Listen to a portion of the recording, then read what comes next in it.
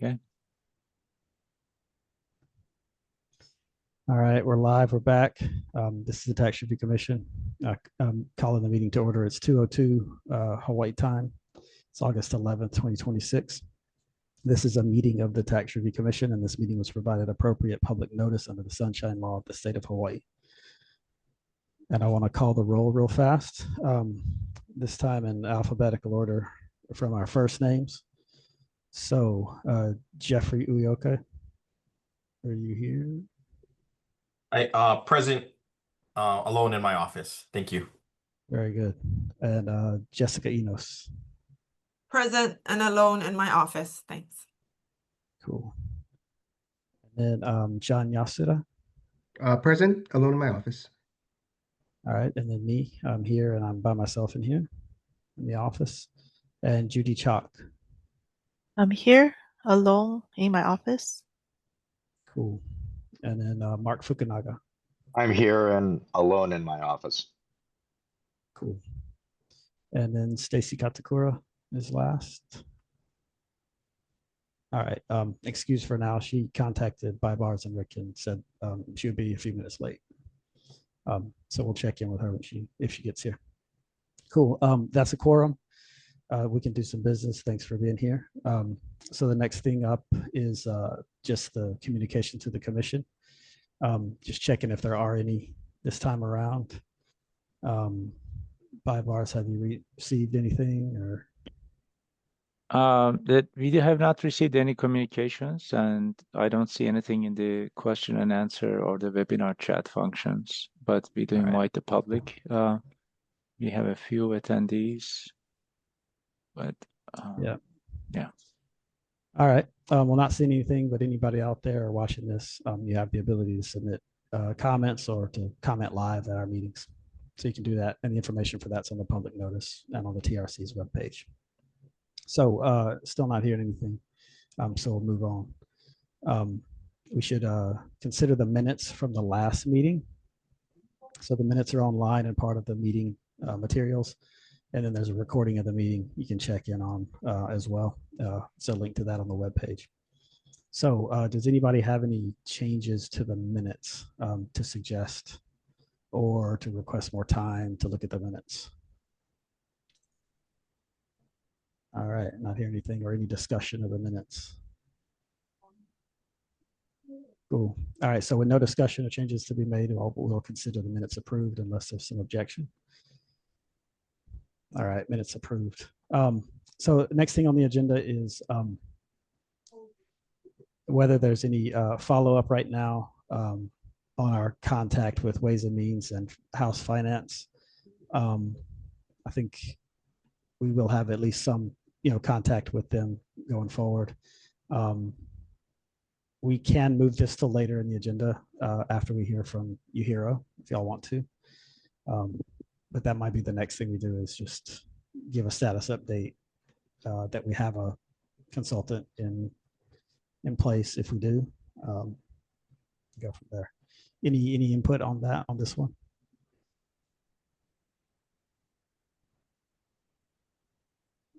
All right. Well, I'll bring this up later when we discuss the agenda for next meeting and scheduling the next meeting.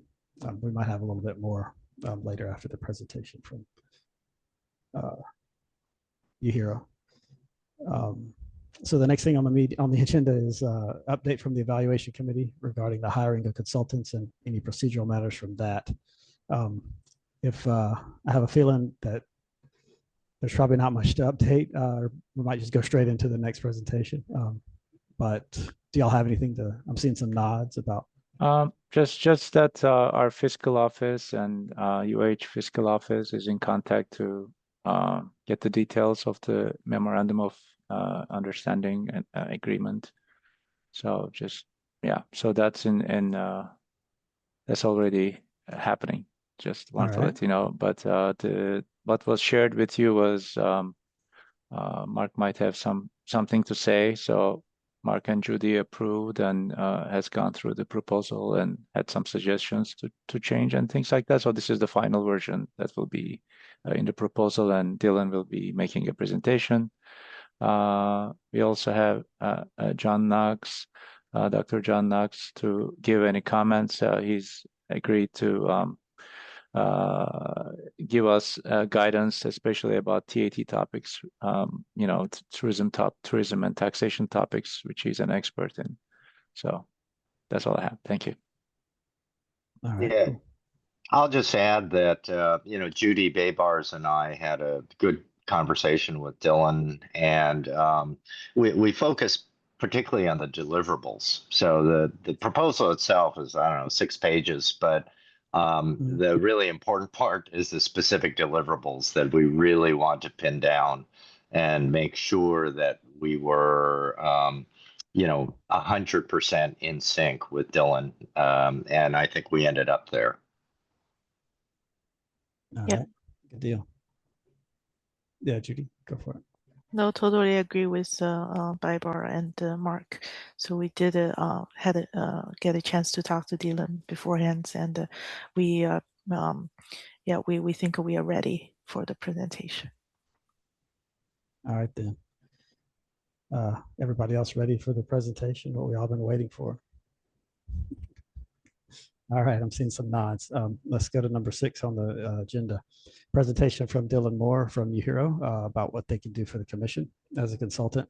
So you just heard from the evaluation committee. I just wanted to say they've been working on this. I don't know what they've been doing, but I can see the results, and that's what matters. And I appreciate that. Whatever it's taken to get us here, I really appreciate it. Back to the evaluation committee. Do y'all want to introduce Dylan, or do we just go straight to Dylan?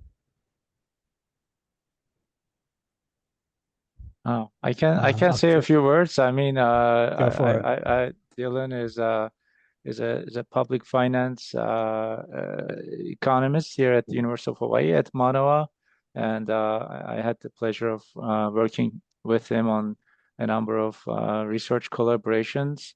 And he's also he teaches in the very field of state and local finance and taxation, and has been involved in the tax policy and public policy aspects in Hawaii. And he also is part of, not only as an academic, but also is part of the UHERO, which does this Hawaii and public policy work. We're pleased to have him lead this research project, and he's going to be joined by a new faculty, Nicholas Laford, who is just joining, but it's still the summer. The fall has not even started, but Dylan might have a few more words, but I just want to give a brief intro. All Yeah, right. Nick, Thanks, Bubba. You're up, Dylan. Okay. It's nice to see some of you again. Nice to meet some of you for the first time. I'm Dylan Moore. In future, meetings, I think you'll also see my colleague, Nicholas Lacoste for sure. But yeah, he did just join us and he is still finding his feet. So I think, we thought it was best if I just did things for today. And I think Nick's going to be following my lead because, yeah, he did just sort of arrive on the scene. But, I think I'm not sure exactly what you wanted out of this presentation, so I'm just going to give a kind of overview of how I see my role, particularly in light of the conversations I've had with Baibars, Judy, and Mark. How I see my role, assuming that we finalize everything in the MOA, I guess. I'll just give you kind of the big picture. So I think, the way that I tell my students to think about tax policy when they enter my class, is that I'm an economist, and it's not my job to say, to tell people where their values should be. That's, for everyone to decide for themselves. It's only my job to help people see how their values can be put into practice in public policy, given the knowledge that I have about how tax policy works. And so that's sort of how I view also, I think, what we can contribute to the commission is providing the facts as I understand them, helping you to better understand the tax system, what sort of alternatives might be possible in the world, what would happen if we were to pursue alternative tax structures as compared to the ones we face at present. And in particular, we're going to be tuning the report to the priorities that you folks have already elaborated on. So I think, the central focus will be this notion of tax competitiveness, which is, a very broad and large subject. But I think having, talked to Mark and Judy, it was very helpful in maybe narrowing the scope a bit and giving me a clear sense of what you're most interested in. And I think what, the topics that were articulated are some of the ones that, again, I talk to my students who take my state and local public finance class about every year. What sorts of public policies are going to lead to people wanting to remain in the state, and what sort of public policies might lead to people leaving? What sorts of tax policies might encourage business activity in the state, and what sorts of public policies or tax policies might lead to people leaving the state? What reduces our competitiveness for attracting both labor and capital is sort of, the long and short of it. In thinking about that, what we're going to be emphasizing is what types of taxes should we expect to provoke large responses and swift responses? What sort of taxes might we expect that we're going to lose out on a lot of revenue from because of how people will respond to the tax, versus what types of taxes might we expect that it's harder for people to respond to, and therefore maybe less likely to have a substantial negative impact on the economy. So the sort of central framing device will be like, what sorts of taxes are easy for people to escape from, and which ones are harder? And what sort of taxes would we expect to provoke a big response, say in terms of attracting activity? Or what sort of tax cuts perhaps might we expect to provoke a big response in attracting activity, and which ones might we expect to be less so? At a high level, we're going to be able to tackle that topic, through a range of different tax instruments, ranging from property taxes to income taxes, to the general excise tax, corporate income taxes. And a lot of what we're going to be able to do is just tell you what would be a reasonable expectation if you adjusted the tax system in one direction or another, holding revenue constant. I think this was something that came through, is that's what is of most interest to you folks, is holding revenue constant. What if we were to change some things? How could we raise the same amount of revenue that we're raising today under different circumstances? And so we're going to try and give you a sense of what different scenarios are out there that would satisfy that, and which ones might you expect to be more impactful and more disruptive to the economy, and which ones might you expect to be maybe less impactful on the economy than what we have today, and might actually stimulate economic growth and attract more people to live in the state, or help retain our population. So that's sort of the big picture. I think there's also some specific interest in certain types of tax credits. I have spent some time thinking about, I think, a lot of the major tax credits in the state, particularly renewable energy tax credits. And so I think we can, provide you with some analysis of those kinds of things, as well as some of the more, creative, I guess, public policy ideas that are out there. I think some interest was expressed in an analysis of wealth taxation, and I think Nick and I are more than capable of providing some analysis of wealth taxation that focuses on some of the practical difficulties, say, that would arise, pursuing that sort of strategy based on just what's known about wealth taxes. And it turns out, there's lots of information out there about wealth taxes, because these taxes have been tried in Europe, and the same is true for all other kinds of taxes. Every situation is unique. Hawaii is a unique situation. We have unique needs, but that doesn't mean we can't inform our decision-making in public policy by what's happened elsewhere in the world, and elsewhere in the United States, but also outside of the borders of the United States. There's a lot of different types of tax policies that have been adopted in the world. And our hope is, Nick and I are very familiar with with that body of work, and very familiar with the people who, our colleagues are the people who write those papers and do those studies. And so I think what we're hoping is that we can translate that knowledge that we have, bring it to you folks, but again, to always make sure that it's in line with your priorities and with your interests. It's not to say that we think we know what the right answer is, because there's no such thing as the right answer in tax policy absent the input of what your interests are and what your values are and what the values of the people of the state are. And our job is just to provide context for that conversation and information, I think, is the goal, and in hopefully a very readable way. So occasionally you might find that we are, we're technical people. Sometimes we might use too much jargon. If you ever find that that's the case, don't hesitate to ask clarifying questions, because I think both of us have, a decent amount of experience trying to translate what we know to other people, especially for the purpose of teaching. But there's always room for improvement. And we're here, again, to make sure that all of this, there should be nothing, everything in tax policy can be translated into English. So if you don't understand what we're trying to say, then you should always think, I think that the shortcoming is on our end and probably not on your end. So if anything like that ever comes up, don't hesitate to ask. There was just one, yeah.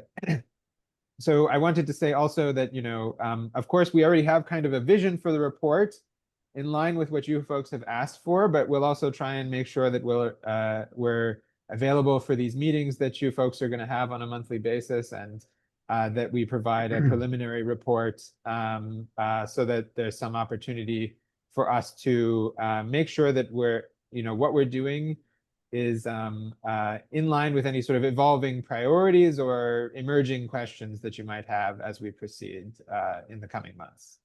I think that's everything I wanted to say. That's sort of the big picture as I see it. But if there's specific topics that you wanted me to touch on further, or if you had any follow-up questions, I'd be happy to chat. Real fast, just housekeeping. Stacy's now here, I can see. So we have a full house, but I think just to be safe, we have to make sure Stacy is unaccompanied in her office. Yes, I am unaccompanied. All right, cool. It's in the law, so it's important. Okay, thank you, Dylan. Any reaction to that from the rest of the members? Questions or anything for Dylan?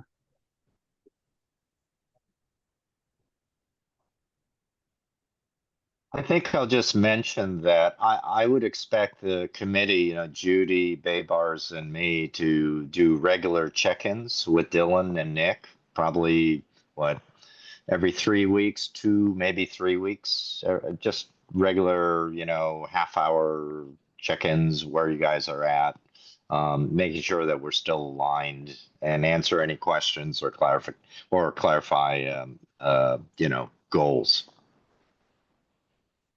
Okay, cool. Sounds good.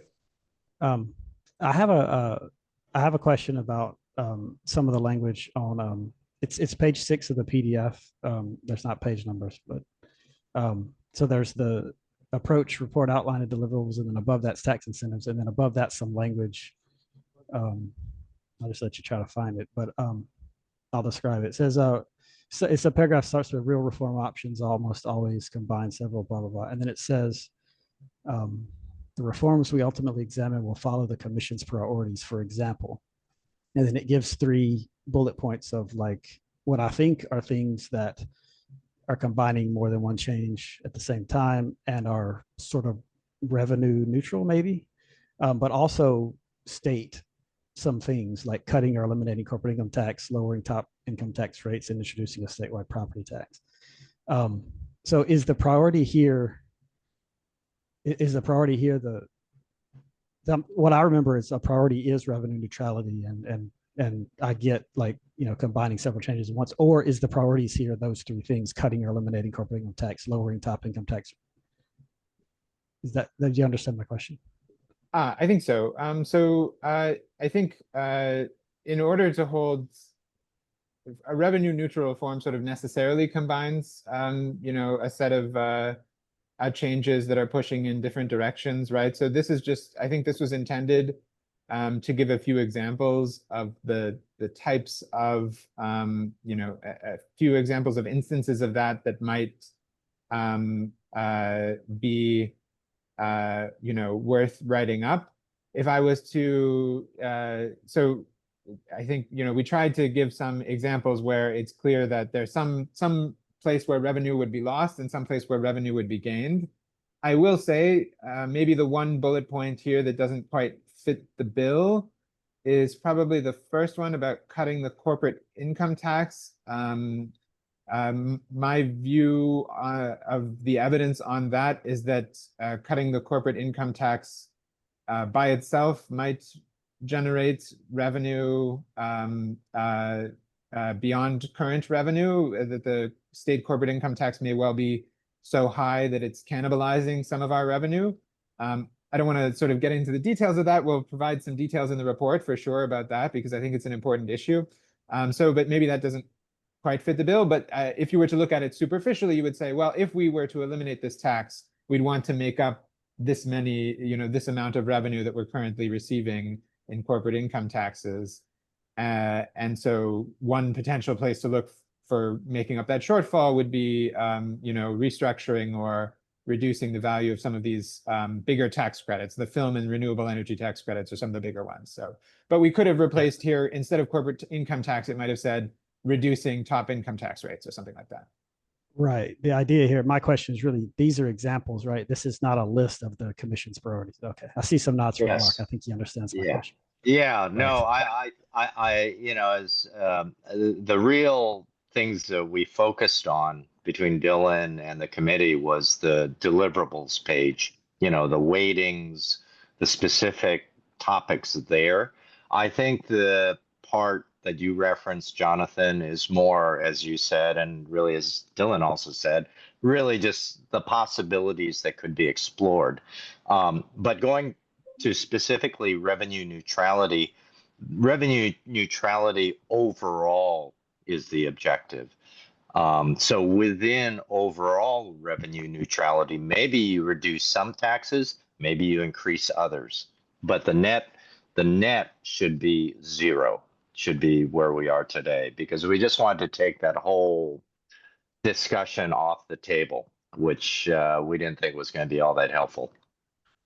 Yeah, I remember discussions. I remember that we discussed that as the entire commission too. So I'm with that. And I don't have any problem with these three listed. I just wanted to make sure we weren't limiting Dylan or anything to these three things.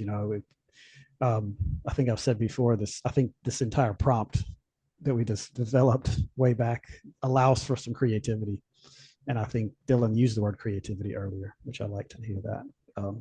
So yeah, room for these three things and others. So just clarifying that. Thanks. Anything else?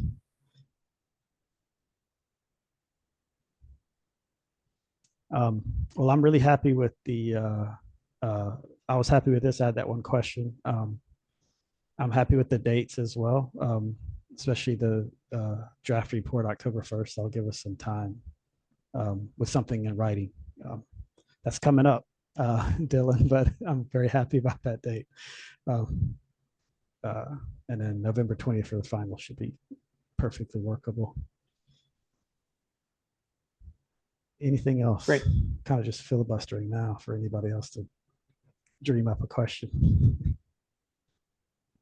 But this is not the last you'll hear from us. Mark already said that him and Judy and Bybars will be meeting with you, and hopefully you can come back and give us some updates as to the whole commission as well. For sure. Happy to. All right. Last chance, we're going to have to let Dylan go. All right, cool. Thanks, Dylan, and thanks to Judy, Mark, and Bybars for getting this together. No problem. Nice to meet you folks. Thank you. Yeah, thanks. It's a public meeting, Dylan. You're welcome to stick around. I have a fuzzy baby I think I'm going to have to go deal with, so. Okay. If you don't mind. that October 1st date's really coming up then. Okay. Yeah, take care, Dylan. Bye. The only thing I noticed that I thought would be in there that wasn't in there was about the cost of this. Has that been discussed, or is that something that y'all will discuss going forward? Let us know at Yeah, the next that meeting. was already, discussed. Yeah, it's not in this because it's going in the MOA and how Okay. it will be structured, but it was, I think, 150.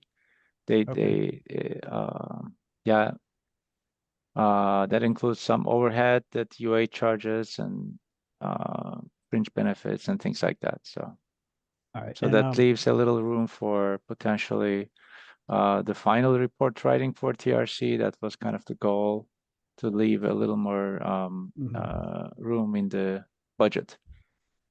and for possibly flying Jeff Uyoka for an in-person meeting. Right. That's why kind of I was asking. Yeah, for sure, for sure. But yeah, if there's a possibility of having somebody to help draft the report, that'd be fantastic. All right. So, all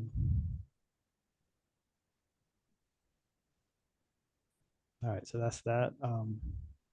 I expected a longer discussion from that, but next up is just the hard part, discussing our substantive topics of interest.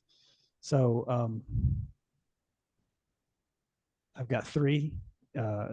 One is a repeat from last time. That's the retirement income discussion. And then the other one is the framework for credits and exemptions. I saw some language about a framework in the write-up. So if we get to that one, or when we get to that one, it might be that we skip it and let Dylan come up with something, then we build on that or something like that. And then the other one's single sales factor, which I'm ready to discuss if we get there. So as far as the retirement income thing, we discussed it last time. Is there any, I can't remember, and I didn't review the video. Did we ask BuyBars for any data or anything on this from last time?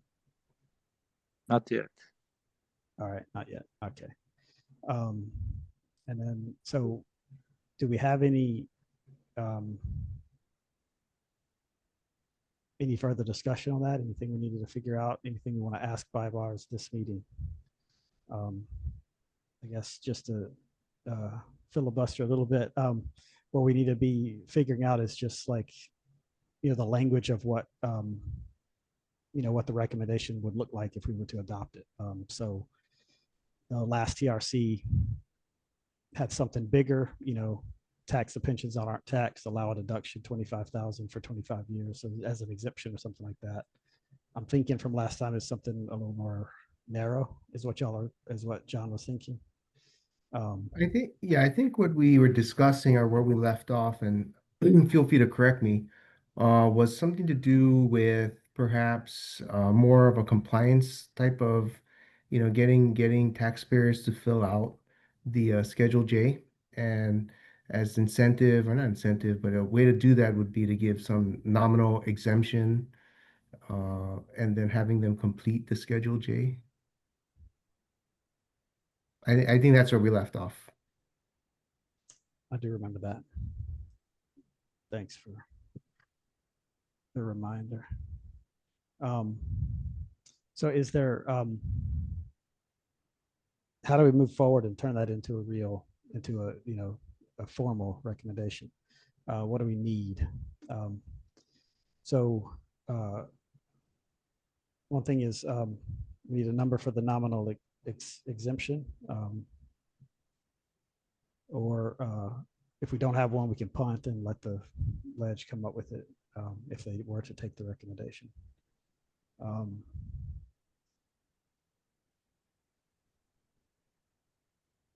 Any ideas on how to develop that number, or so that's one thing. Do we have a data like how many people get claim the pension exemption, like a data like $1, maybe like 1 million, or are we talking about 100 million? or how many people claimed the the employer funded pension. They're currently is tax exempt, but I recall last time Jessica also said because right now it's so complicated, the rules are complicated, and the people are not very educated. If it's employer funded or if it's not. So once they see it's pension, they just assume it's exempt. So that's why that's where a lot of revenue might have lost, and it's also hard to audit. And if the taxpayer get audited, how you can really audit the pension, it's employer funded or not. So I was thinking, is it possible we can simplify that rule, and we maybe just say the first like 10,000 or 15, regardless if it's employer funded or if it's a traditional 401k or if it's just employee funded. So so at least every taxpayer might be responsible for some of the tax for the pension. But I don't know how big the dollar amount is. I mean, how many people actually claimed the exemption for that? I think that the issue we have right now is not being able to collect the data to really get a grasp on how big, how small, or what the impact of this of these pensions that could potentially be being excluded that shouldn't be. And I think, while we do see a bunch that should be excluded that don't get excluded, I think there are also maybe on the flip side, people that include everything because they just don't fill the Schedule J when a portion could be excluded. So maybe because we can't get the data that this commission's proposal may be to the effect of proposing something that would allow collection of the data, so maybe it would be like, when you take the deductions for pensions taxed federally, but not taxed by Hawaii, there's an attachment. And that we create a form that says, with some Q&A on it, like, is this employer funded? Yes or no? If yes, name of employer or something, and so in order to get the deduction, you're kind of forced to, run a process, like, attach form, whatever, right? And then from there, that might in and of itself trigger more compliance, because people might just be like, oh, never thought about that. I just exempted this in total. And maybe, the instructions to that form could say, for employee retirement system, yeah, just check or just, go to line, the bottom, and it's fully exempt. Or, and then if like, yeah, I don't know, some kind of Q&A to trigger the thought process versus just that. And then, from there, maybe the next commission can then gather that data and decide, yeah, should we put a number? Should we not? Or just maybe see the impact of just having a form. Yeah, I don't know. It's a thought, because I feel like in these discussions we've kind of concluded it's hard to gather the data to determine what the number will be, or I don't know. That's my thought.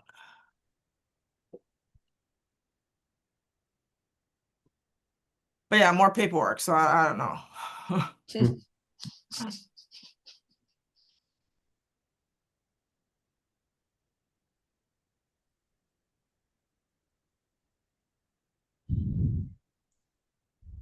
I'm not sure what to do with this one. I think I need to sit down with the Schedule J.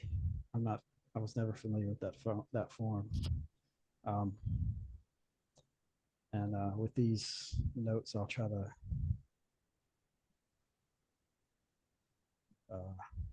come up with something for next time. Yeah, and it could be see if- something that, you know, some kind of Q&A that will lead you to fill Yeah. out the Schedule J. And if you opt, you know, not to fill out the Schedule J, then you are just fully taxable, you know, something like that. Usually the employer matches a smaller amount. I like the idea, so Yeah. Jessica, as you say, you'll get more data and you can really study it. But right now Yeah. it's kind of a guess, huh? Yeah, we're kind of, you know, finger to the wind. We don't know where this thing stands as far as how big or small this impact is. But if we say, you know, there's now a form, you know, a form to attach to take the deduction, you know, at least it's, you know, and then and with, you know, like bulk e-file, it could be like a blocker for your e-file. If you have a number in that you know, pension exclusion, but you don't have the form, it'll reject the e-file and it'll say you're missing schedule, I don't know, whatever, J1 or whatever it is. And then it'll send you back to like, oh, I gotta, you know, fill out this form. Yes, you know, where you affirmatively say, yes, this is a government pension or state of Hawaii employee retirement system or federal DFAS or whatever, you know. And then, yeah, go from there. And then maybe the next commission can take that data and see. Maybe that's all we need is just something to get people to think, because really we already have a Schedule J. Mhm. And it's just, then that way, if you don't want to fill out the Schedule J, then just tax the whole thing. No. So who was that? I don't want to interrupt whoever that was. I was going to ask, the Schedule J now is kind of the form you're talking about, Jessica. It's just that it's not required in the way you're describing. I guess it's just not popular. Okay. I think one of the issues is the Schedule G is quite antiquated. So when you look at it, it doesn't. It probably needs to be updated, and I think you're supposed to file it, but I'm pretty sure most guys don't. So for our role as the Tax Review Commission, would it be to make recommendations to changing the forms? Or how would that work? Because it sounds like that's what we're working towards is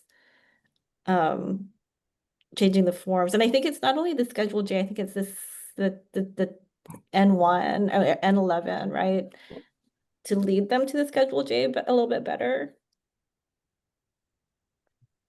Yeah. Yeah, It's a good question because the reports to the ledge. So it is meant to be. true. So yeah, I mean, maybe if we're not, because I don't know that we can get to a dollar amount as we, you know, have talked out loud over this. So I don't know that it's something that's to the ledge or.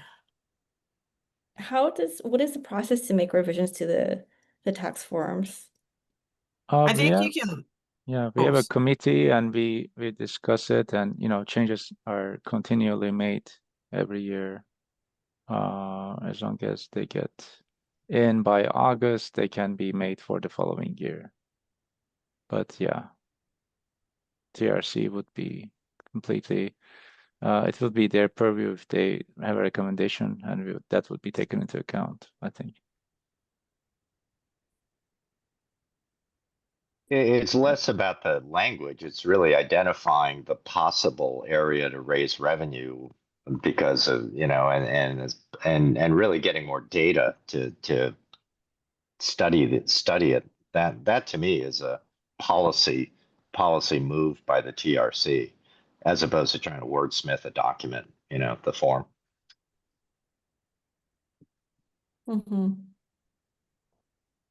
I mean, in terms of the statistics and numbers, all we know, I mean, what I presented last time, about 1/6 of every tax return does claim a pension income for which they don't pay income taxes. So it's a large number. 1/6 of all tax returns? One in every six Yes. tax returns claims. Right. Yeah, that's what I presented last time.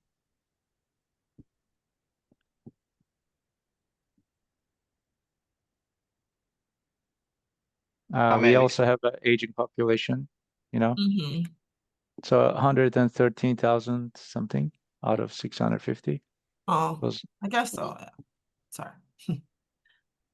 Do we know how many of those filed as Schedule J and just claimed the exemption and did not file it? I don't have that number, but Yeah. Just curious. yeah.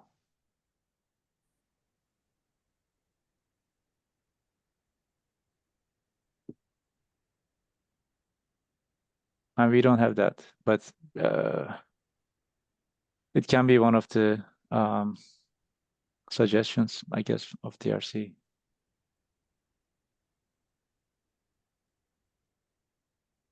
Yeah. Okay. So if we could just do a pure identification of a spot where more data is needed, and that can be what it becomes. I think people that receive, yeah, the Schedule J, I'm looking at it now. It's not for people that are getting like the state pension or pensions to which no employee contributions were made. So a lot of them don't need Schedule J. It's just the sort of ones where you have to do an apportionment, a split up, where you need Schedule J. But if you just So- make the Schedule J like mandatory and at the top have a question like, you For know, everything. source of, and if you say ERS, then, you know, then you're, Good. I mean, at least that everybody has to go through it, but they can check ERS or state or government and Mhm. just take the full exclusion. Yeah, and then yeah, I got you. And then you could make it where you have that if you don't have the Schedule J, but you have that exclusion on the 11, then it kicks it out. Yeah, then you can check on the Schedule J to say that you're fully excluded. I mean, that's something. Sorry, John, go ahead. No, go ahead. I was gonna say, you know, you could load all this info into an AI model and do this work in an hour. Yeah, just match up the ERS records with the people who are claiming the exemption and see, you know, what the overlap is. Yeah, I think one of the confusions on the retirement stuff is more like the defined contribution, you know, like 401ks. Because you gotta bifurcate that thing, and I think a lot of people don't do that right, let alone file the Schedule J.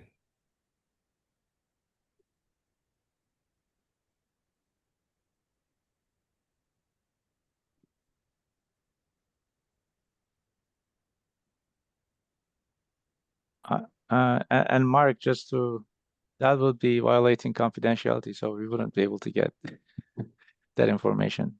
So there would be no such information going into any AI, just so you know. Yes. Theoretically, you could anonymize the information and then figure out what the percentage is at least. No? You know I this mean, better no, than we I can do, we can Lars. estimate, but it cannot Yeah. be real Down to data. the person. Yeah, I Yeah, hear you. exactly. Got it.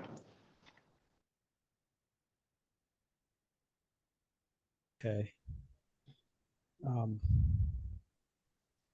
Well, I'll volunteer to make some language for next time, and I'll share it on the screen, and y'all can see what you think.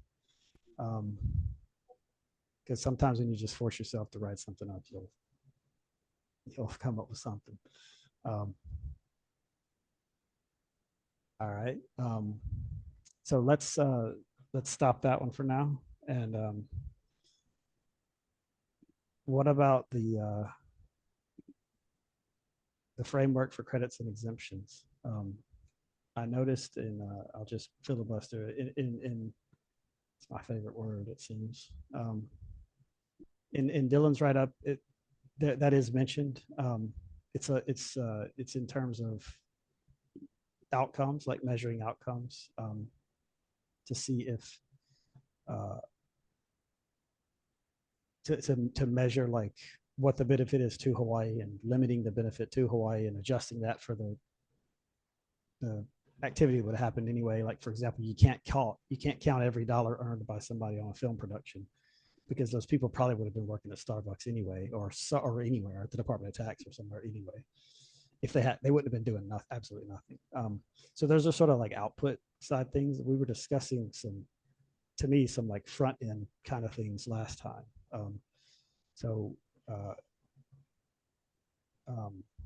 Do we want to continue that, or do we want to wait and see what Dylan has to say? Because last time there was some discussion of like a checklist that the ledge would go through before like an incentive credit or exemption was adopted.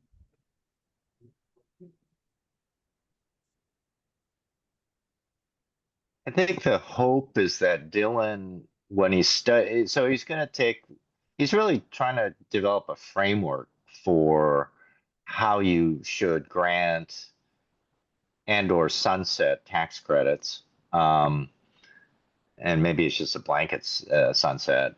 And to get there, I think he's going to focus on 2 sort of case studies to inform the, how you'd approach it as a framework. I guess I would like to think, and this is where Judy Baybars and I will monitor this, that he is coming up with, okay, if that's the result, how would you have prevented it if it didn't work? How would you have prevented it on the front end? What things would you have required before you granted this particular credit that didn't work? So hopefully he ends up addressing it. But I think it's only after he develops, gets a sense of what the results should be, and then rethinking how these things are granted and how do you build it in on the front end. Okay. Nothing wrong with us having a parallel discussion, but I do think he's going to get there. He and Nick will get there. Okay.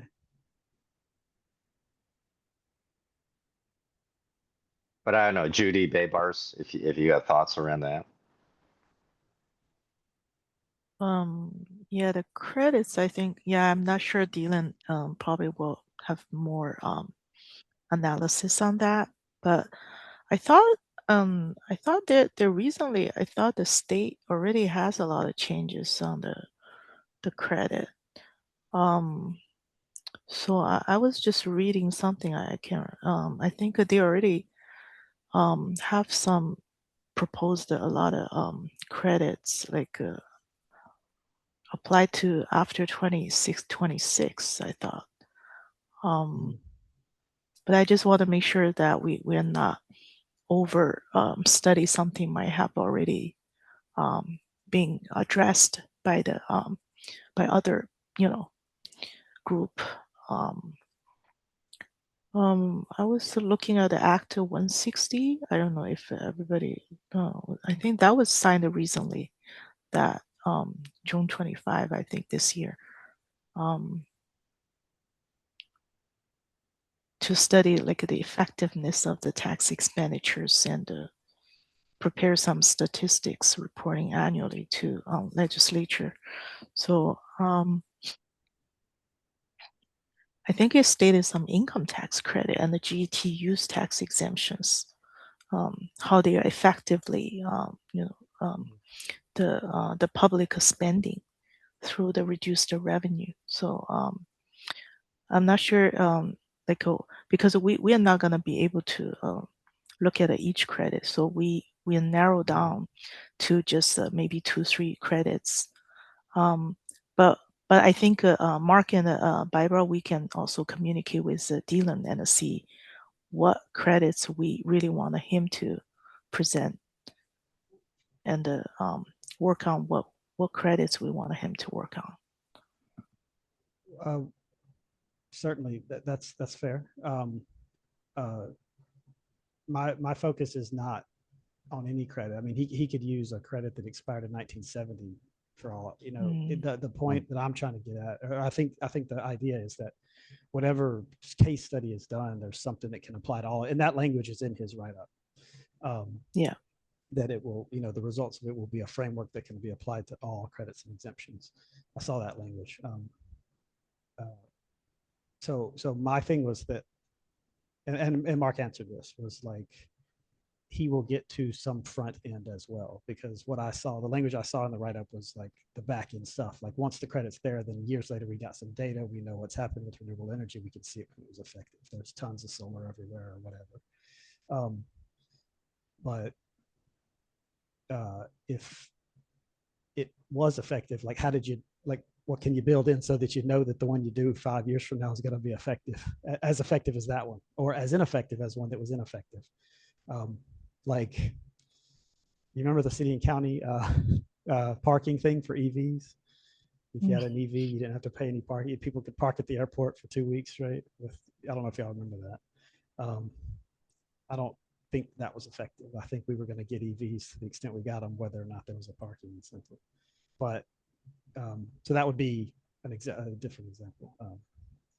Totally agree. As someone who took advantage of that credit, I thought it was a nice. complete waste of money by the state. I mean, to be honest. Okay. So I've got some notes on front end stuff. We can discuss that as a parallel discussion.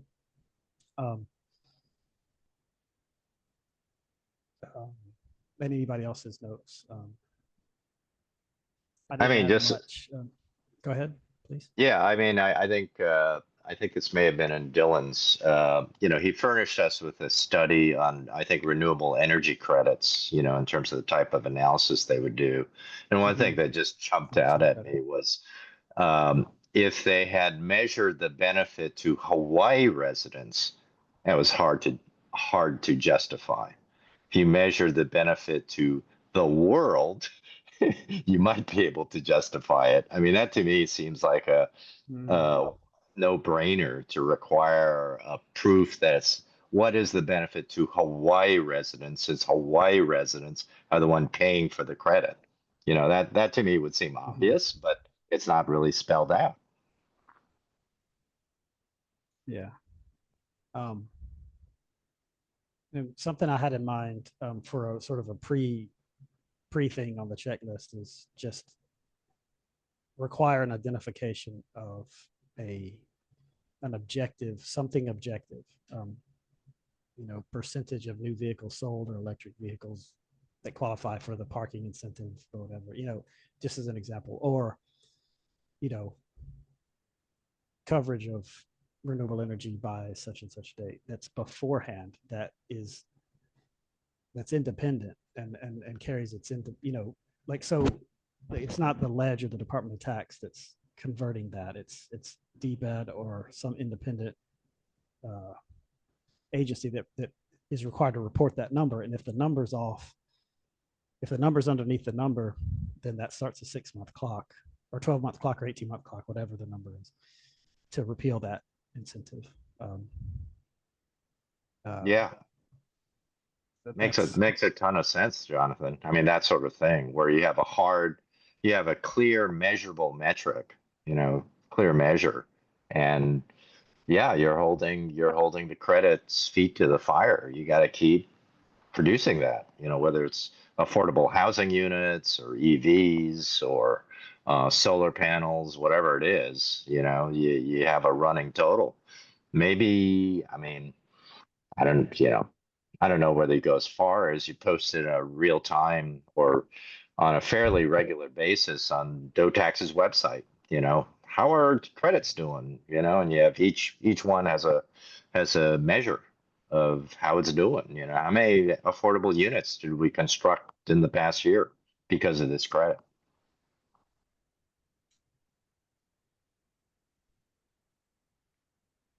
Yeah, I think a lot of this is the benefit of information, just really just putting data and information in the spotlight as we should, to be responsible folks.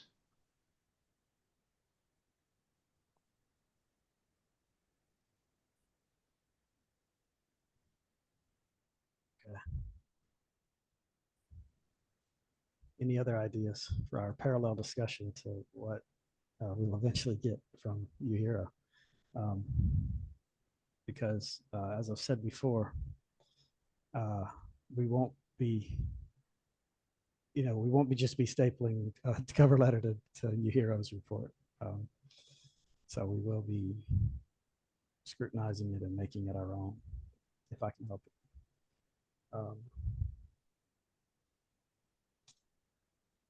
So, all right, it's almost 3 o'clock. This has been tough. So let's take a break. Let's come back at 10 after 3 and restart. And we'll put credits and exemptions away for now, and we'll move to single sales factor. That's a little more in my wheelhouse. I'll have a little more to discuss and keep it going on that. So turn off your cameras and microphones and avoid discussing commission business during the break. And we'll be back at 10 after 3. See y'all then.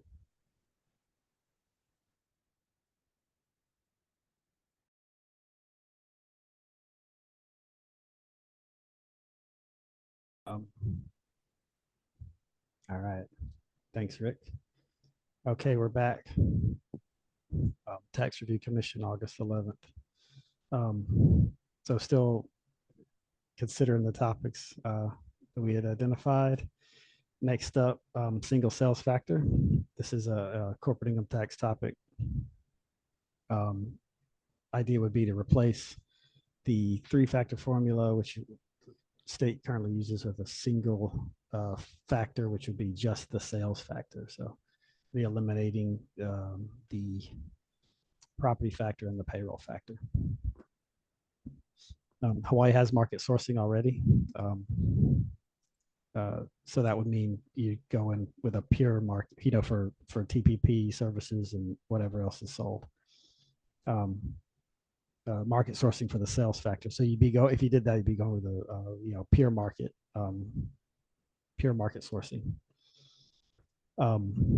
So that tees that up. I remember Jessica brought this up.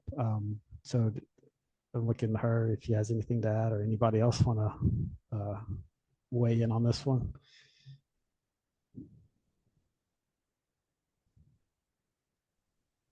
Yeah, I just think it's something that we can get more revenue to Hawaii that doesn't have too big of an impact on, all Hawaii companies, because it's no different to them, whether it's 3-factor or single factor. So it's more the mainland companies that, don't have a brick and mortar here, but have a headquarters elsewhere. So there's still a factor to divide by. And yeah, I think it's just a way to raise revenue without hitting the locals. Sure.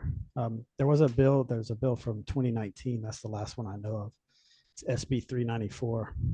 It was to do single sales factor. So I looked at the testimony. The testimony at that time didn't have we went back and forth sometimes on having the revenue impact number in the testimony.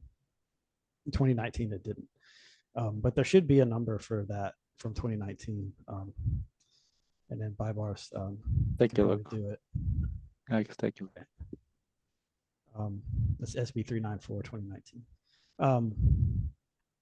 I don't know if it would be a big revenue raiser, or if it would just be a kind of an indeterminate or a 0 or something like that.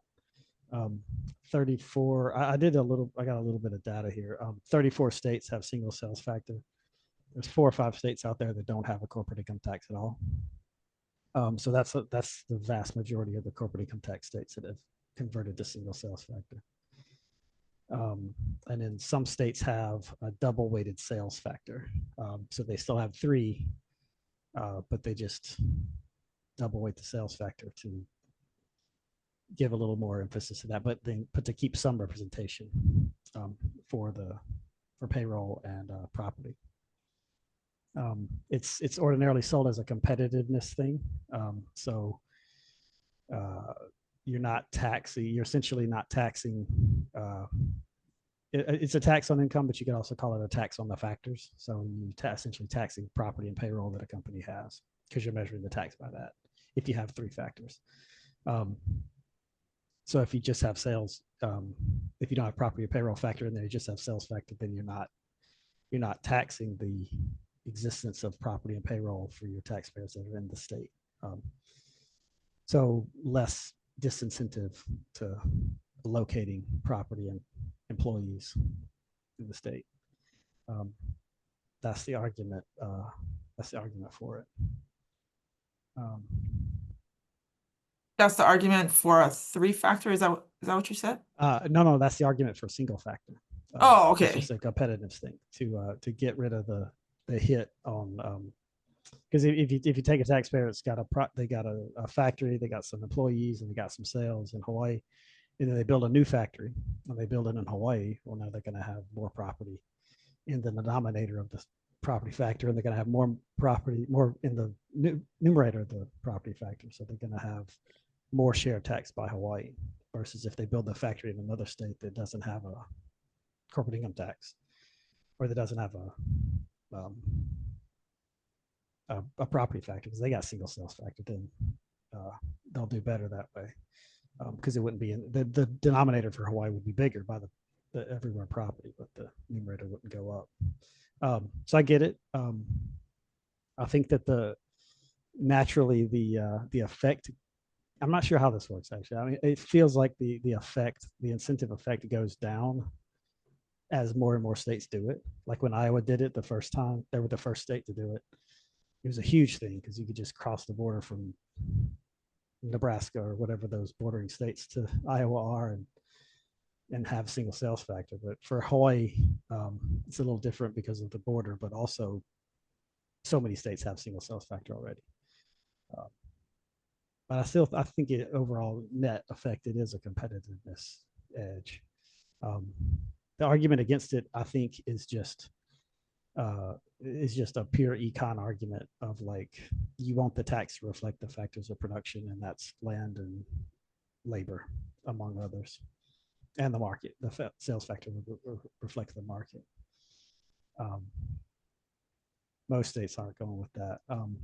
And then if we do this, so it's gone so far that there's actually kind of a pushback now against single sales factor.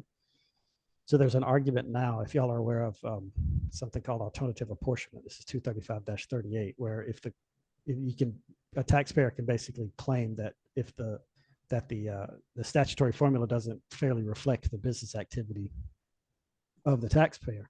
So the corporate income tax is off. It's not really reflecting what they're doing in the state. It's too high or whatever. And on the flip side, the department can impose an alternative apportionment. So the department can say the statutory formula is not reflecting what this taxpayer is doing in the state. And if that's the case, then you can impose, the department can impose a variance, or the taxpayer can ask for a variance. So now a lot of the states that changed it to single sales factor, they left that language in. So the alternative apportionment language still says, and I can quote it, but it says if the factor or whatever, if the formula doesn't fairly reflect the business activities of the taxpayer in the state, or the taxpayer's business activities in the state. So if you have market sourcing and you have single sales factor, the argument is that that would never reflect the business activities of the taxpayer in the state. It would reflect the market, but it wouldn't reflect the business activities unless somebody just has a market with absolutely no property or payroll. You know what I'm saying? So I think a companion change is maybe changed to that language to keep that argument out. Some states have made, I think 1 or 2 states have made a change to alternative apportionment, but most of them haven't. I'm not endorsing the argument, it's just out there. Yeah, I would think, I mean, it's an interesting question, but I would guess that the state would get marginally more revenue with single sales tax, just because we don't have a lot of companies that are headquartered out here. But also, I suppose the other thing to consider is, because we're so reliant on GET, which is a pretty good reflection of overall economic activity of generated by company, you're kind of getting it, you're sort of getting it that way too, in terms of the economic activity argument or question. Because you got a lot of employees, who are paying their taxes, who are buying stuff here, businesses buying stuff here, all of that is GET generating. As opposed to a state which relies a lot more relatively in corporate income tax and maybe doesn't have a sales tax or GET. Anyway, interesting. I'm not sure it moves the needle that much, but it's certainly worth studying.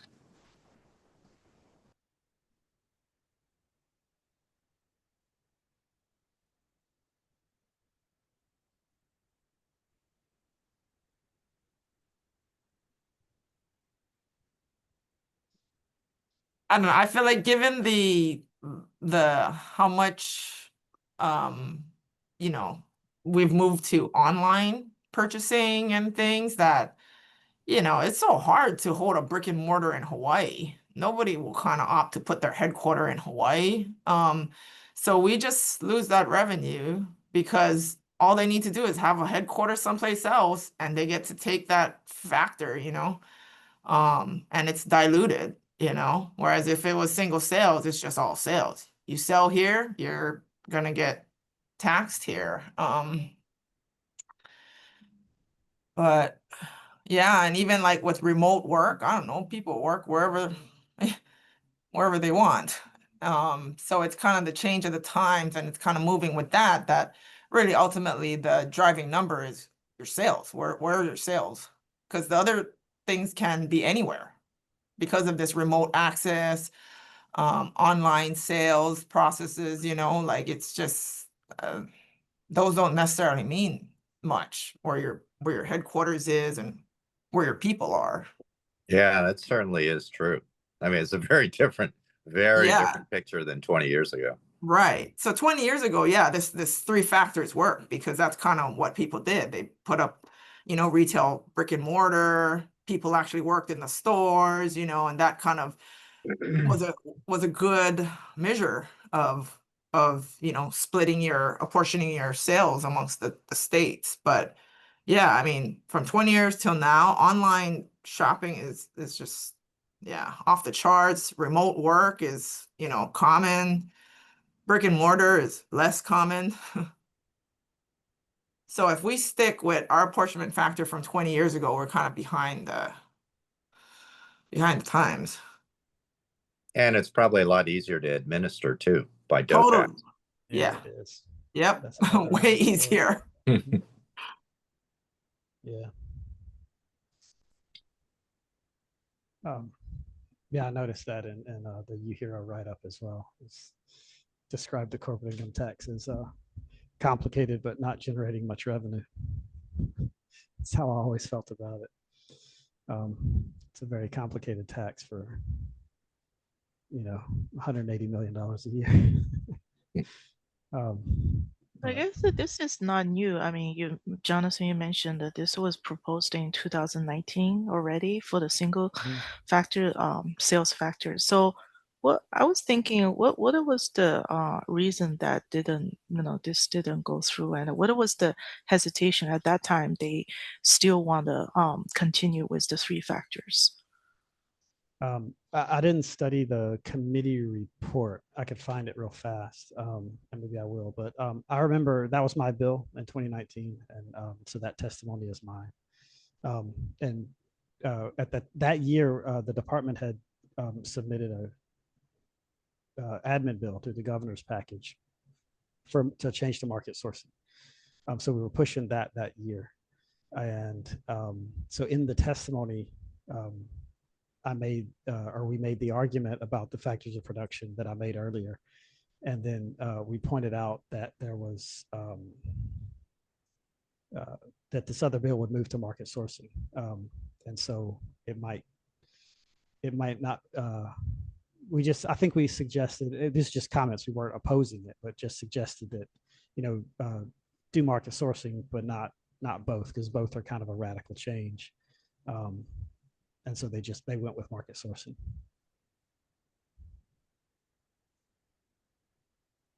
But I don't remember what they wrote in their committee report. You said the number for the bill was 3924? No, it's SB 394. 394. Yeah.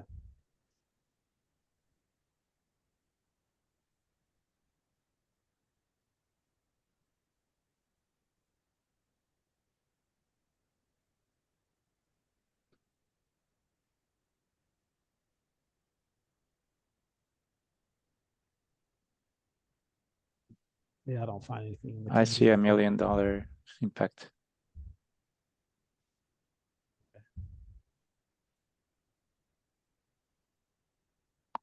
Seems, wow. So not a lot. That was 7 years ago, pre-COVID, Mhm. pre-remote work, pre the takeoff of online even further. I think it's way bigger than that. I don't know. That's just my. Like, if you just think, like, let's say you had sales in Hawaii, I don't know, 100,000 of 500,000. Your sales factor is, what is that, 20%?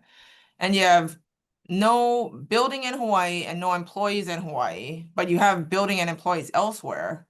That's 0 and 0. And you took a 20%, if it was single sales, 20% Hawaii, and you diluted it to 6 and whatever, 2/3% or whatever that is.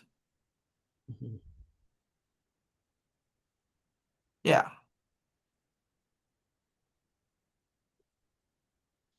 Yeah, there's hotels and stuff like that. So it's a lot of property for some taxpayers, I suppose. But I wouldn't sell it on the revenue gain. I would sell it on econ. It can move it can change the incentive a little bit. I think Mississippi and Louisiana sitting there side by side, it's a little more obvious that you could just cross the Mississippi River and have single sales factor versus 3-factor. But for Hawaii, it's a little less likely to move the needle. But I think it is the incentive is an incentive.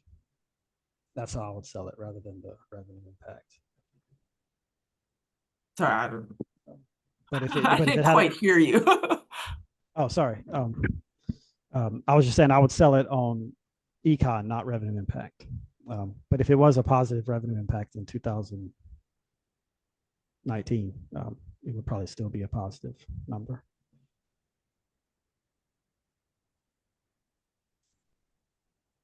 Can y'all hear me? Do I sound the same as I did before the break? No, you Yeah, sound better. You sound better now. Sorry, Oh, I okay, think okay. it was just I a little yeah, sorry. I'm kind of deaf too. All right. So sorry. I got you. All right. I got a new computer last week, so I had to make sure everything's sorted. So it seems to be working. I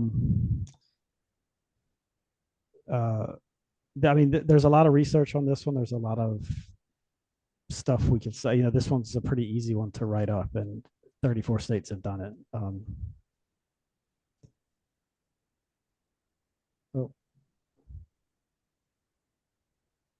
I'm just reading a comment from John Knox in the chat. Oh, sorry. I thought I posted that earlier. It's an interruption right now. You can come back to it. Never mind. Okay, cool. Well, I don't want to lose it if we close the meeting. Because this happens with my work. Sometimes we close a Zoom meeting and Zoom government meeting and we lose stuff. All right, cool. Got it. All right. Okay. Well, we're not going to vote on anything today, but I'm not hearing a lot of arguments against single sales factor. We can come back to it. This one's a lot easier to write up than the retirement thing because I think this has been done by 34 states. It's pretty clear change to the statute and then that companion change to the alternative apportionment statute.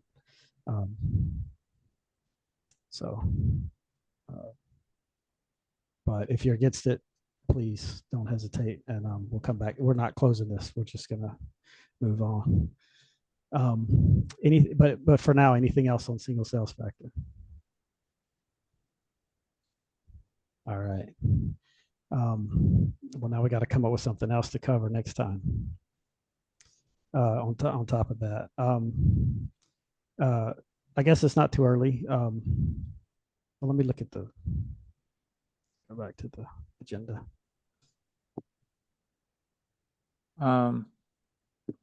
Yeah, I think John Knox has a question in the chat. He's asking when would be an appropriate time. I think we can at any agenda item there can be questions. So I don't know. What do you think, Jonathan? Yeah. So I think that was the three. We covered those three. They're not going away. So if you have more to share, don't worry about it. But it's a little early to be moving to scheduling the next thing. So perfect situation to go to John Knox's comment. So John, if you want to just go for it and just tell us what you wrote so we don't have to read it. All right. Again, I'm sorry. This pertains to your discussion just before the break. And I thought I had posted this during the break and I hadn't. Just that you were talking about the standard, coming up with a standard framework for evaluating and critiquing tax credits. And I had no idea whether you already had considered the question of logic models as something that was endemic or intrinsic rather to an evaluation, and this is just obvious, or whether it is something that you does not usually come up in terms of this sort of evaluation for tax revenue. And the idea of a logic model is just specifying the different things that can affect it beside the thing that you're looking at as one new approach, one new policy. You want to know whether the new policy works, but other things affects it too. Does your standard recommendation say, hey, you should be looking at whether or not you think other things also affect it, and specifying what those things are. But the more things you specify, if you're going to do a regular quantitative multiple regression sort of evaluation, then you need many more years. So it interacts with this question of the time frame. Another time frame sort of thing is that the evaluations often have early formative, which is basically, can you implement it? Okay, is it working? Are the definitions in the law practical for you? Are you running into costly issues? Those would be formative kinds of things and could be done sort of quickly, but you might or might not specify that you want them. So those are things from my world of thinking about evaluation, and I don't know whether they're fitting into the way that you're thinking about it.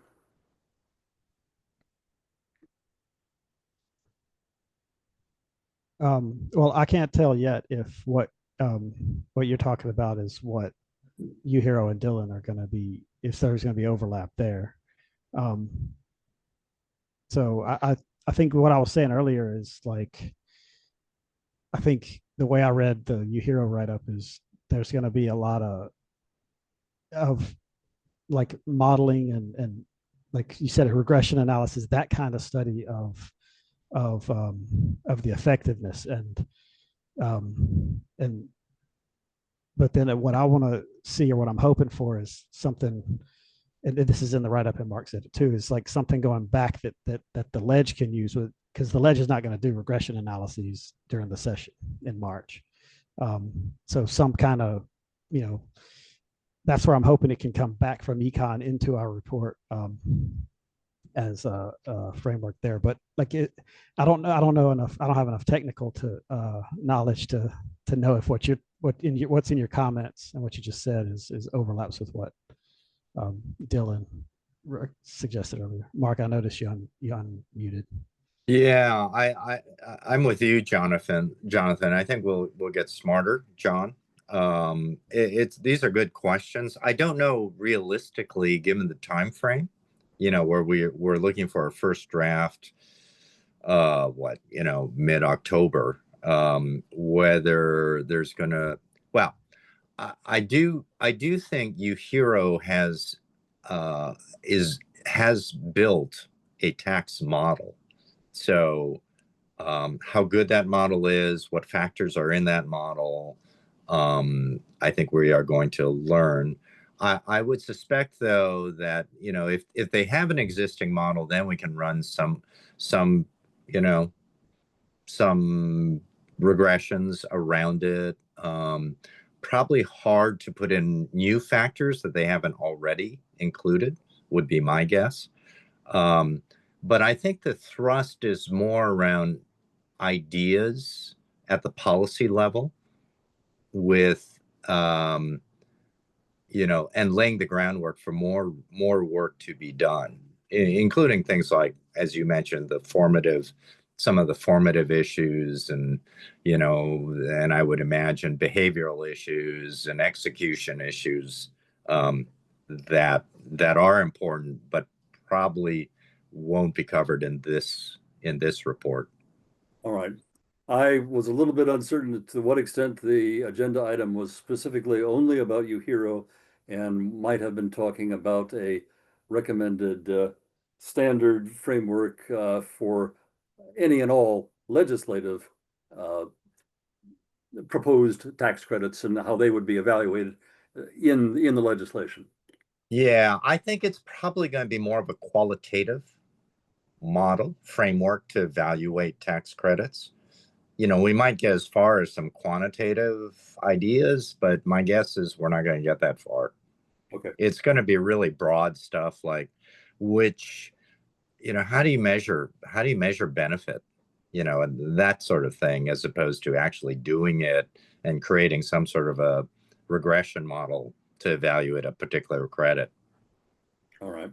That's my guess anyway, given the time we have. Okay. But I don't know, Baybars, any thoughts around that? I think you covered it pretty well. Yeah, he's talking about the cost benefit analysis, and I don't see I don't think that has regressions in there, but yeah.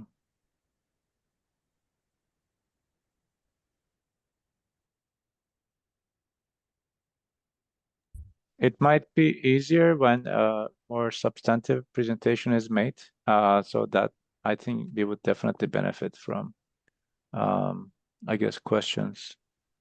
So right now it's really open-ended, so it's not, we have to see a little work to, then at that point I might have questions too, but my support is more in the technical aspect, and everything else is Commission's own kuleana.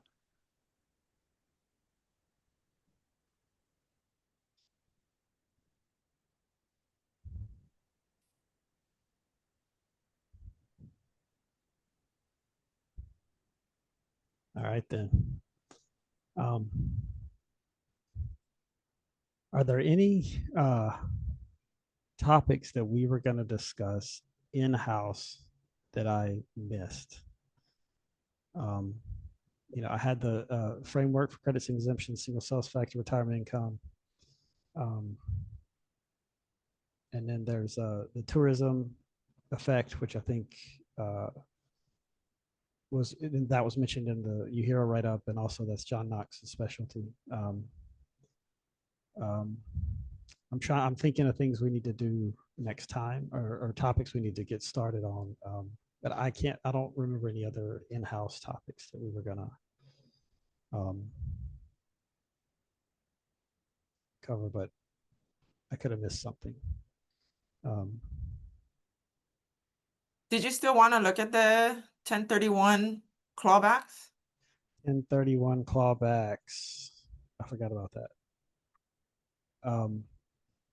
When I think it was you mentioned that, Jessica, at the in-person meeting. Yeah, that okay, just so, if you 1031 out of state, that the state still keeps their claim on the deferred gain when the Uh-huh. sale is ultimately Okay. resold at taxable sale. All right. Yeah, I'd never heard of that before, which is probably why I forgot about it. So yeah, I'll put that on the list.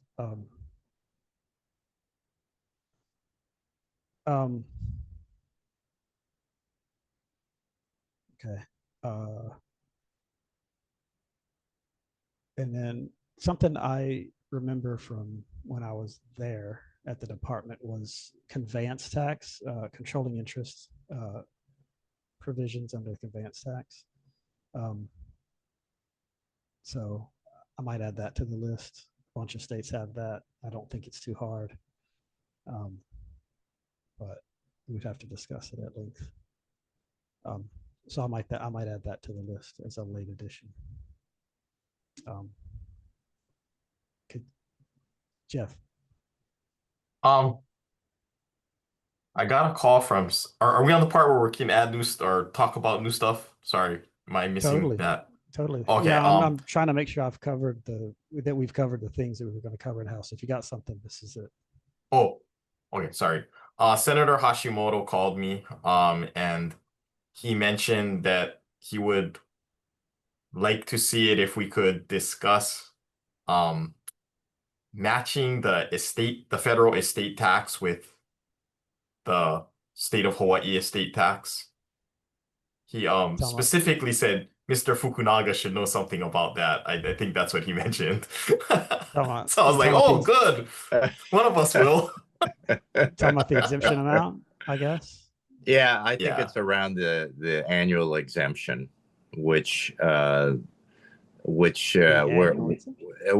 decoupled, I'm going to say about 7 or 8 years ago. It used to mimic the federal code, and now it has a separate lower exemption level at the state. Not the annual exemption, but the the annual exemption. Or lifetime. The big exemption. Yeah. Sorry, the lifetime. Gift tax. Sorry, Unified. sorry. Okay. Yeah. Okay. I meant lifetime. Yeah. Sorry. Yeah. Yes, it The got annual decoupled exemption, after I believe, TCJA. is the same. Yeah. Okay. Well, I think I'm on record already for being pretty prickly about other things, so how do we feel about that topic? Is it something we think we should cover? Then we should cover it. So Jeff, are you endorsing covering that topic? I guess since he asked, yes. Okay. Yeah, I don't. And then he had me talk to she's a CPA that works next door to me. He had me talk to her, and she felt very passionate about it, and how was she explaining it to me? Many local people are land rich, but cash poor, and it forces them to put property into foreign LLCs, and I was like, I'm not sure if that gets you out, but she said it's more of a reporting thing, and I was like, oh God. But I didn't understand it completely, but I think she meant more that it was one of those things that was hard to enforce, but I wasn't quite 100% sure. So more a lack of my knowledge about it.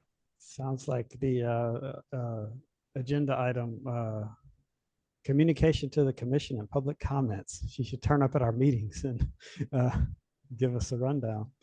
That'd be perfect to hear from the public on something like that. I imagine we need data. I mean, can we afford that? I have some estimates. It costs about $50 million, according to my estimates. Yeah, I mean, are there states that match Fed? I mean, Fed's huge. Republican states too. Yeah, I think there are some states that do. I mean, we did apparently. I don't remember, but I do remember decoupling in the after the Tax Cuts and Jobs Act. yeah, we didn't adopt most of the TCJA, Trump's first administration policy.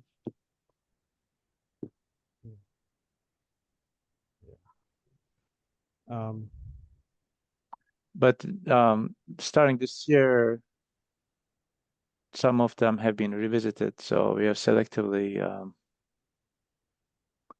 I guess, conformed with the IRC, with the federal code.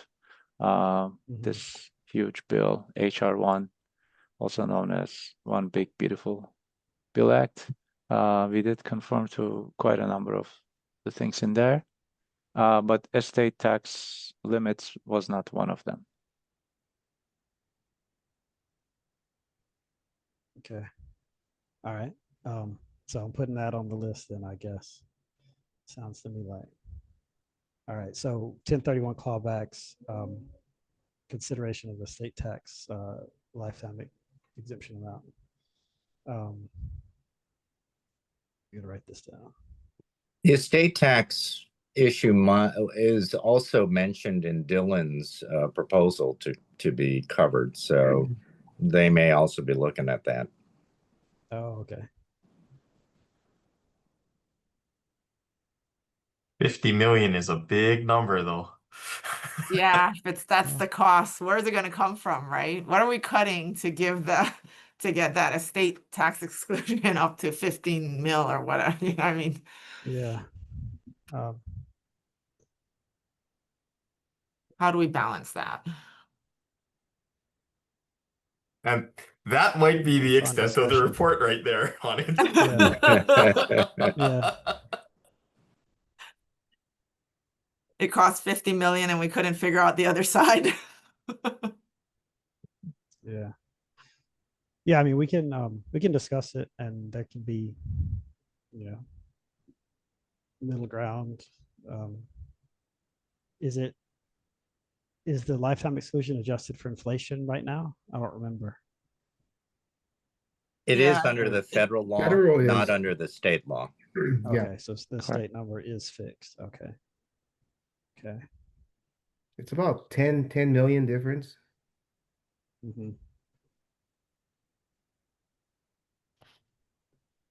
For what it's worth, I believe that typically the estate tax generates something like 50 or 60 million a year, typically, but occasionally you have a big death. I think last year that happened with somebody I have heard I believe someone related to Campbell Estate. There's a major collection off of that estate. But anyway, just for framing. Yeah. Okay. All right. So that's two to discuss. And then the possible controlling interest thing for conveyance tax.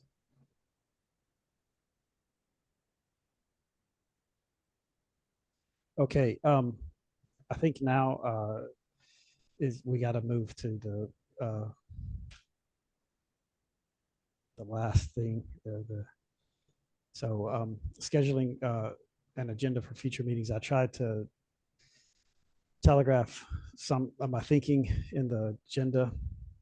So at some point we got to move to every 2 weeks meetings. I think it's going to accelerate down the stretch. I looked at the prior commission down the stretch. I think they met on November 17th, then November 17th, December 1st, December 8th, and December 15th. So it's going to accelerate. But before that, they were meeting every 2 weeks, here and there. So there's that, and then there's the scheduling of the final meeting. So I think we should discuss that first and see if we can just put something on our calendars to try to make sure we can score that last meeting to vote on everything that we haven't voted on already, finalize the language for the report, and sign something if we have to sign it in person. So I was looking at the report is due on December 21st. And that's after everything's done. So the cover sheet, the binding, and all that stuff. So I was looking at December 16th or December 17th for a final meeting. Um,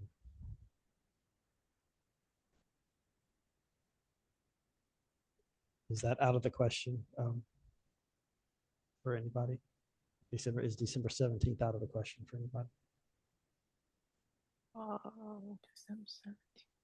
December 17th. I will be out of town. Okay. All right. What about then? I guess the week before, maybe. So it'd be like December 8th or 9th. Yeah, those should be fine. I'm gonna be traveling. Okay.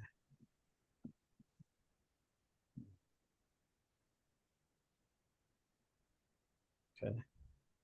So 10, 11, 14, 15, or 16? Was that between your?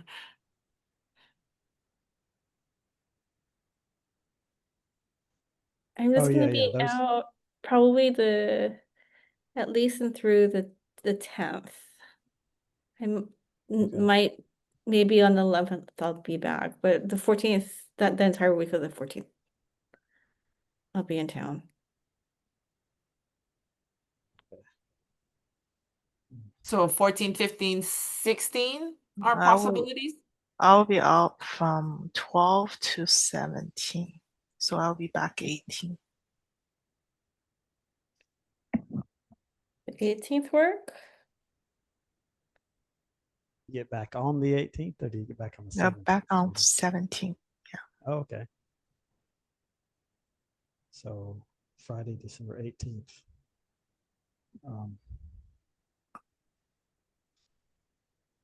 Yeah, it works for me. It's getting tight because the thing is on Monday.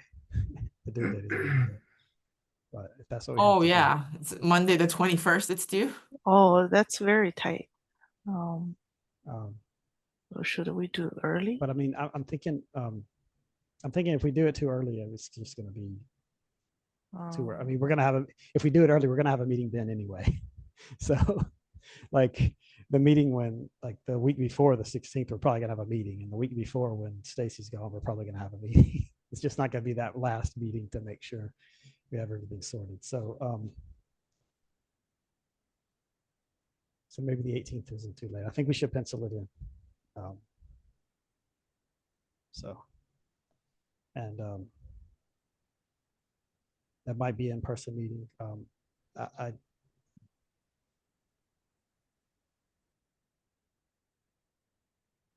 not sure if we have to get wet signatures for this thing or not, but it might help to have that as an in-person meeting.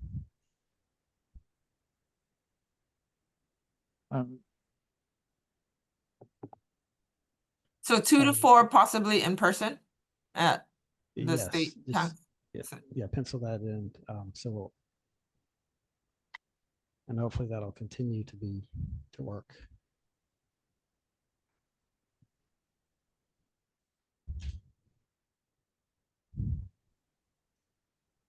All right, so that's one down.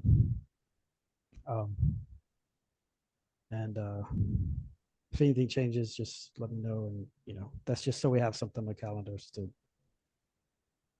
maybe block something else if it comes up. Who knows? All right. So for the next meeting, the natural 1 month schedule would be September 8th. And sort of a natural 2-week cycle would be August 25th. Do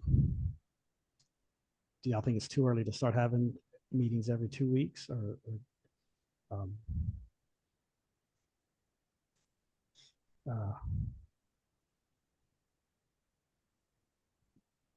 well, I think it makes sense at least to do a more frequent cadence than every 4 weeks. I think we're kind of getting to crunch time. Okay. All right. That's one. Thanks for that. So how does August 25th look? Let me just get started with a more frequent cadence. I like that word. August 25th, 2 o'clock.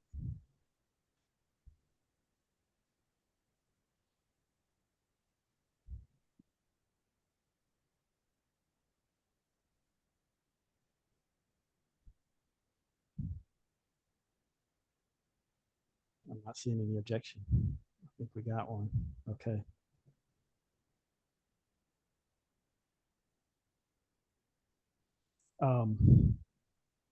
And then the next, 2 weeks after that be September 8th. So how does that look? That's a tough day. Yeah, the September Why is that? 15 Painful. deadline. Oh, because of the deadline. The September Yeah, 15 that's just deadline? Yeah. painful. Okay. But the 16 or 17 should be good.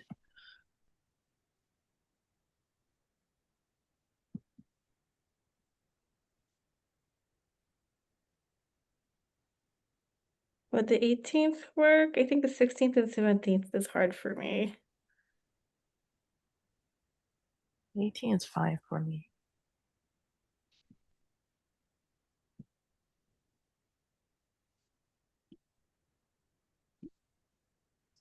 September 18th. Yeah, 18th works better for me too. Okay.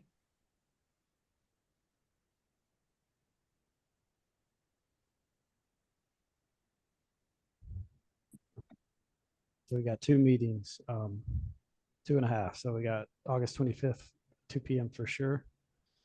And then September 18th at 2 p.m. for sure. And then, Ooh.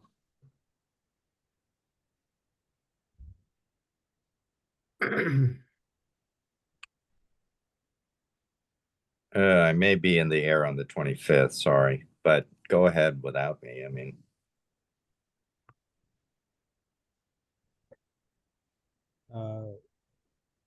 well, let's see. Would the 24th or 26th be better if we Or shift maybe one day? 28 or 26. This is August, right? August 25th. yeah. No. Okay.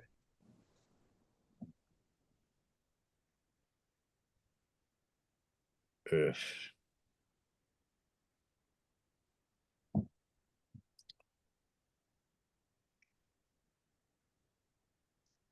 Well, considering we scheduled the next one after that for the 18th of September, maybe we can look at the week of the 31st.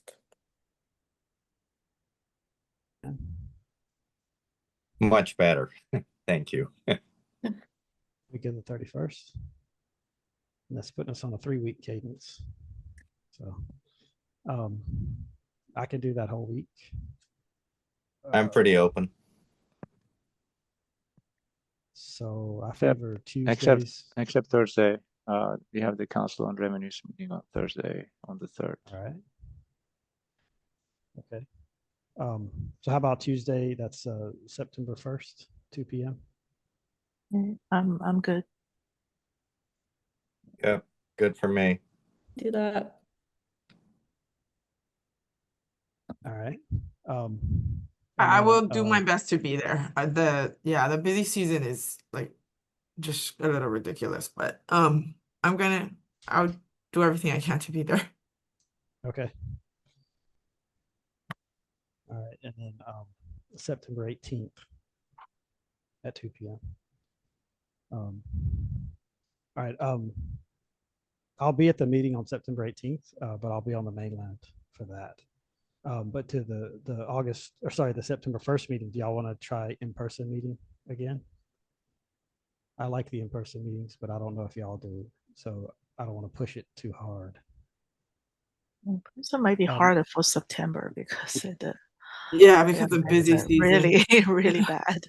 All right, Yeah. all right. If it's easier, then let's wait till later.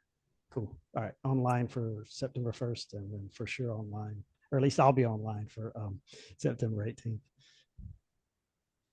Okay.